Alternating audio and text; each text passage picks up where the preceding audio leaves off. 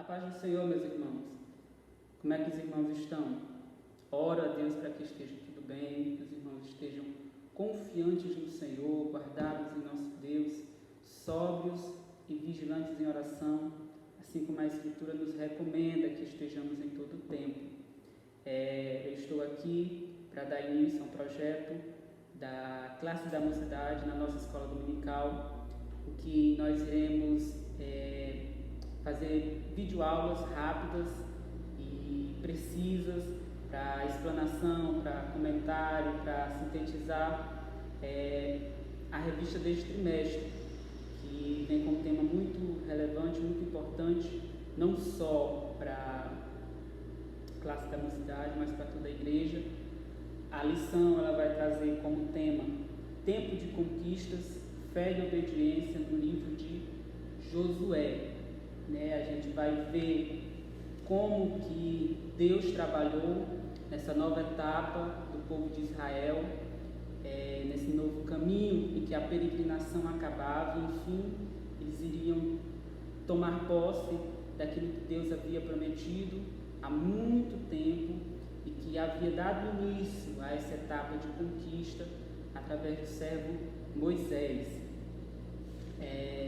Eu e o professor Rainon, a gente vai ficar abordando essa temática para que os alunos possam ficar acompanhando e, em nome de Jesus, serem abençoados, A lição de número 1, ela tem como título Livro de Josué, Tempo de Conquistas. O texto do dia está em Romanos 8,37, que diz assim: mas em todas estas coisas somos mais do que vencedores por aquele que nos amou. A síntese fala: os resultados da liderança de Josué deixaram profundas lições para os hebreus e para nós, servos do Senhor, que vivemos na atualidade. Como eu falei, não é um tema relevante somente para a mocidade, Toda a igreja, em todo tempo, é abençoado pela palavra do Senhor. O texto bíblico, ele se encontra no livro de Josué, capítulo 1, do versículo 1 ao 6. É importante que a gente leia ele, até porque aqui, já pela leitura do texto bíblico, a gente já vai apresentar a introdução e o primeiro ponto da lição. Diz assim: e sucedeu depois da morte de Moisés, servo do Senhor, que o Senhor falou a Josué, filho de Nun, servo de Moisés, dizendo: Moisés, meu servo, é morto. Levanta-te, pois, agora, passa este Jordão, tu e todo este povo, a terra que eu dou aos filhos de Israel. Todo lugar que pisar a planta do vosso pé, vou-lo tenho dado, como eu disse a Moisés. Desde o deserto, desde este Líbano, até o grande rio, o rio Eufrates, toda a terra dos heteus, e até o grande mar para o poente do sol será o vosso termo. Ninguém se susterá diante de ti todos os dias da tua vida. Como fui com Moisés, assim serei contigo. Não te deixarei, nem te desampararei. Esforça-te e tem bom ânimo, porque tu farás a este povo herdar a terra que jurei que seus pais lhe daria. Então aqui a gente vê já no início algumas coisas que eu vou pontuar. É interessante que a gente vai abordar uma lição somente sobre o chamado de Josué, Mas aqui já é interessante como o Espírito instrui Josué a dizer: Josué, servo de Moisés, Então todo aquele que toma frente de algum projeto da parte de Deus é servo de alguém também nesta terra. Necessita ser discípulo de alguém para aprender de alguma maneira, Então Josué é apresentado como servo de Moisés e Moisés é apresentado como servo do Senhor, porque ele que é a cabeça da igreja, Então aqui a gente vê uma visão panorâmica da situação em que o livro foi escrito. Moisés havia morrido, Moisés, meu servo, está morto.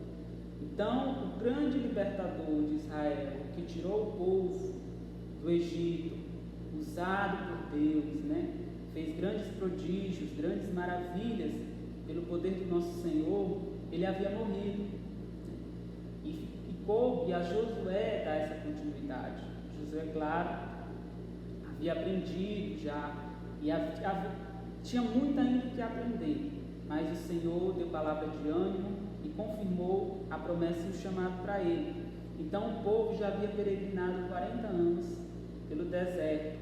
O povo já havia visto grandes coisas da parte de Deus, grandes coisas, coisas maravilhosas que nós nem esperamos contemplar com os nossos olhos, né?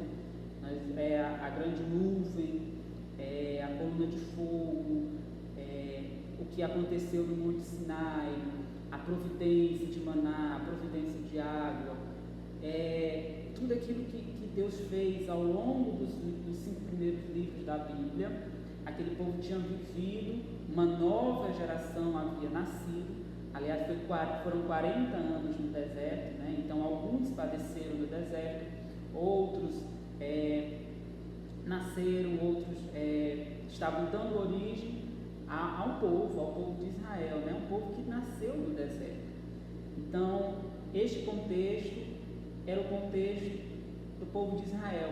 E agora eles haviam chegado num ponto que Deus disse: olha, agora é a hora de tomar posse, né? Deus, diz aqui na introdução, Deus queria preservá-los para si, pois havia prometido que deles descenderia o Salvador do mundo. Por que o comentarista fala isso, né? Por causa dos grandes erros que Israel também cometeu no deserto. E a gente fala dos milagres que os olhos deles viram, mas os olhos do Senhor contemplaram da parte dele grandes erros que fez muitos deles sucumbirem, muitos deles morreram, pagaram o preço pelo pecado. Mas o Senhor sempre deixou o remanescente, porque o propósito era muito grande, né? A promessa para Abraão não poderia ser desfeita. Então erraram, mas houve perdão, houve nova chance, houve remanescentes, né? E o tempo havia passado, Miriam, Arão e Moisés já haviam morrido, então coube a Josué. Alguns dados aqui sobre a lição, sobre o livro, que diz que ele foi escrito em 1400 a.C. pelo próprio Josué, menos os capítulos finais, que ele relata a morte, né? Então, outra pessoa teria finalizado o livro de Josué. Aqui no segundo ponto do primeiro item, né, vai falar sobre como era o mundo na época. Nós podemos tomar aqui o versículo 4 da leitura do texto bíblico que nós fizemos. Nessa situação, nesse contexto, já havia muitas civilizações desenvolvidas. O local que Deus havia separado, preparado para que Israel habitasse, também era um ponto estratégico. Aqui no versículo 4 ele vai dar algumas características do local, né, de onde seria, desde o deserto, do Líbano até o grande rio, que é o rio Eufrates. E aí o comentarista ele apresenta números. Ele vai dizer que isso daria 290 quilômetros de comprimento por 65 quilômetros de largura. Esta era a extensão da terra prometida naquele tempo. E a questão da localização era também muito privilegiada para a sociedade que se desenvolvia naquele local, né? A gente sabe que neste tempo já havia civilizações em desenvolvimento na América, né? No Peru, no México. Naquele tempo a civilização também era desenvolvida naquela região. Por exemplo, a terra prometida ao povo de Israel, Canaã, ela ficava a 480 quilômetros do Egito para o sul, a 1.100 quilômetros para nordeste se encontrava Nínive, para leste, a 1.100 se encontrava Babilônia, a 1.600 se encontrava a Pérsia, na mesma direção, a noroeste, a Grécia, a 1.300 quilômetros, e após, né, se encontrava a cidade de Roma, que seria fundada depois da conquista, né?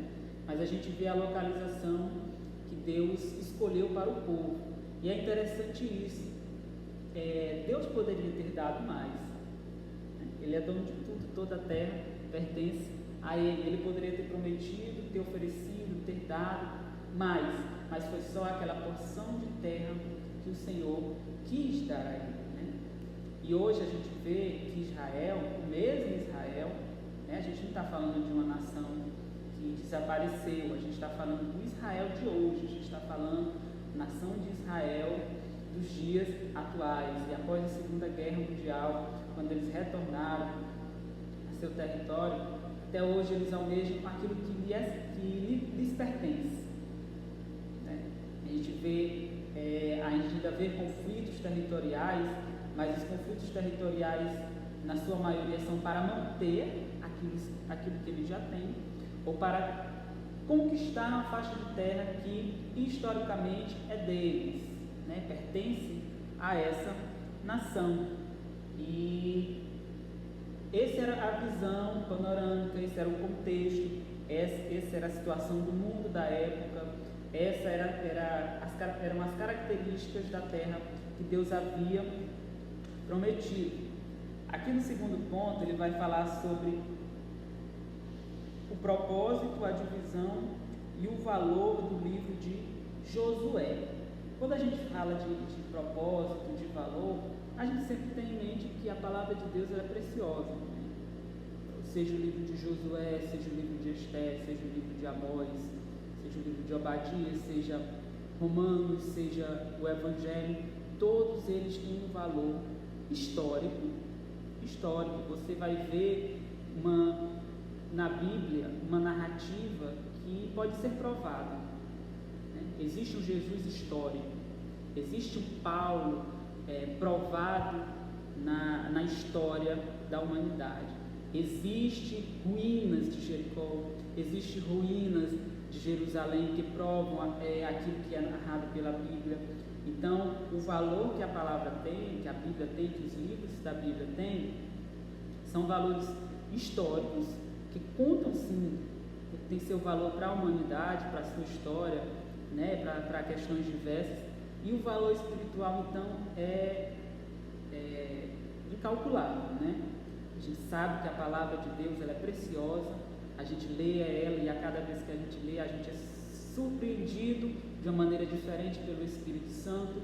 Então o valor é tanto histórico como espiritual, E o propósito é relatar também historicamente como se deu a conquista da terra, como também um propósito de edificação. A gente vai ver no livro de Josué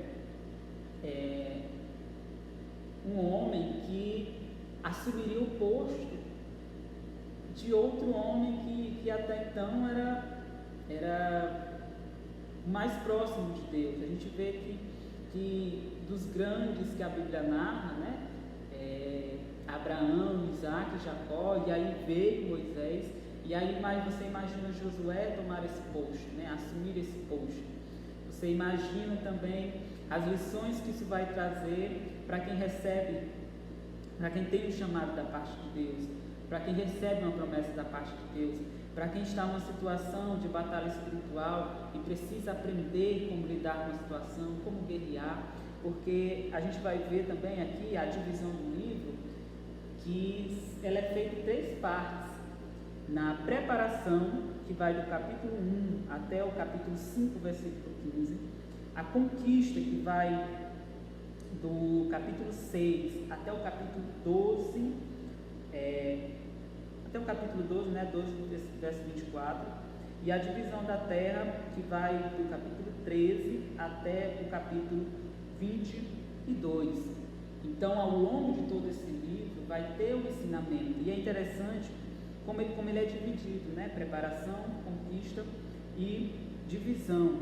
Preparação, meus irmãos, porque, como eu já falei, havia um povo que saiu do deserto e havia também um povo que havia nascido no deserto, Então, se você olhar, o que nós temos? Nós temos ex-escravos e nós temos um povo que nasceu no deserto. O que o povo que nasce no deserto pode produzir para a guerra, pode produzir para a ciência, pode produzir. Então, o povo de Israel é um povo que conquista pela bênção de Deus. Só Deus para trabalhar dessa maneira. Só Deus para guardar um povo no deserto. Só Deus para usar ex-escravos. Só Deus para usar pessoas que nascem no deserto diante de nações que já estavam bem mais desenvolvidas do que eles. Eles ainda iriam conquistar uma terra diante de nações que já estavam bastante avançadas, né, socialmente, economicamente e de outras maneiras. Então, a divisão na primeira parte é a preparação, na segunda é a conquista. Muitas vezes a gente se prepara e acha que se prepara da maneira certa, acha que está pronto para conquistar, e eu volto àquilo que eu falei, né? O livro, ele fala muito sobre isso. Talvez nós estejamos em guerras, em conflitos espirituais, conflito dentro de casa, no trabalho, na faculdade, com amigos, e a gente precisa saber lidar com isso. Então existe um tempo, existe uma divisão no livro que é para conquistas, né? É a hora decisiva. Como que eu vou fazer? Será que eu sei botar em prática aquilo que eu preparei para fazer? Será se eu não deixei passar nada despercebido? Então há essa divisão para a conquista, e é interessante que a última divisão do livro é da divisão de terra. E eu achei interessante porque tem muita gente preparada, tem muita gente que conquista, mas tem muita gente que se perde nessa parte, que é a divisão dos despojos, né? Aquilo que você conquistou, porque não sabe lidar com aquilo que conquista, pede algo que não tem capacidade de administrar. Então é necessário sabedoria, né? Todo caminho é de sabedoria, tanto da preparação, tanto da conquista, como da divisão, né? Não ficar soberbo, não ficar orgulhoso, não se apegar a isso, esquecer do Deus que te abençoou, não se prender à bênção e esquecer daquele que deu a bênção. Então essa é a divisão do livro de Josué. Para finalizar, a gente tem aqui os antecedentes históricos, né? O deserto havia chegado ao fim, algo que a gente já comentou, né? A liderança de Josué significava um novo tempo, significava o início de uma grande jornada. Talvez o povo não tivesse ideia disso, talvez o povo pensasse que ao conquistar seria aquilo mesmo, ficaria naquilo, mas era um novo tempo para a nação de Israel, para a formação da nação de Israel. Não haveria mais a coluna de fogo, não haveria mais a nuvem, não haveria mais tendas, não haveria mais certa escassez, apesar do Senhor suprir todas as coisas, porque se não fosse o Senhor no deserto, o povo teria sucumbido.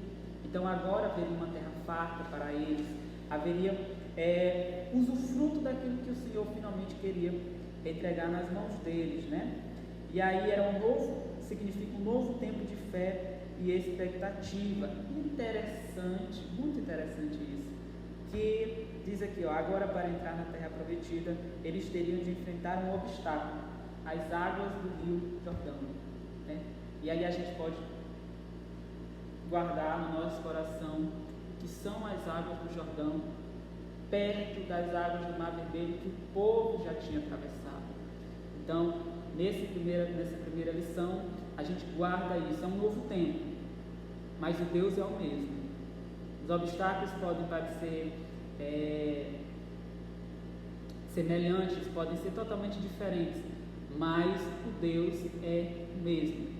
Então, meus irmãos, de maneira rápida aqui, eu queria deixar que vocês meditassem nestas palavras, nesta síntese que eu fiz, né? Que os irmãos guardem no coração, meditem.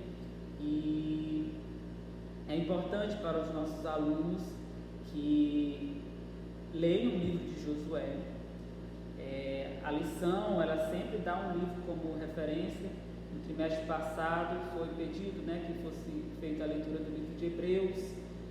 Neste trimestre sobre o livro de Josué, para que a bênção seja maior, meus irmãos. Não é perda de tempo nós investimos tempo no Senhor, mas nós estamos realmente investindo.